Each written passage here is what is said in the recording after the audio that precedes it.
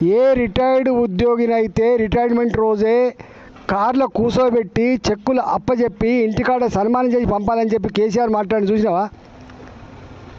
ఇవాళ retired employee సంవత్సరమైనా 2 సంవత్సరాలు retirement benefits వస్తలేవు. కొద్దిమంది ఏమో కమిషన్లు ఇచ్చి తెచ్చుకుంటున్నారు, కొద్దిమంది ఏమో కోర్టుకు పోయి తెచ్చుకుంటున్నారు.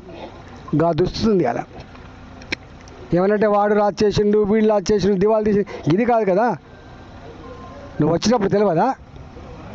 రాష్ట్ర ఆర్థిక పరిస్థితి మీద మీరే కదా శాసనసభలో మాట్లాడింది, అనేక సందర్భాలు మాట్లాడింది. మీరు తెలిసే కదా మీరు హామీలు ఇచ్చింది. నీ 6 గ్యారెంటీల గురించి ఎవరు మాట్లాడతలేదు. ఇవాళ నీ 6 గ్యారెంటీల గురించి ఎవరు మాట్లాడతలేరు, 66 హామీల గురించి ఎవరు మాట్లాడతలేరు, ఇవాళ మేనిఫెస్టో గురించి ఎవరు మాట్లాడతలేరు. మాట్లాడుతున్న వల్ల ఉన్నదాన్ని నన్ను ఇవ్వండి బాబు అంటున్నారు వాళ్ళు. పాపం ఉన్నదాన్ని దండం పెడతాం, ఉన్న పెన్షన్ టైంకి ఏమంటున్నారు. ఇది దుస్థితి.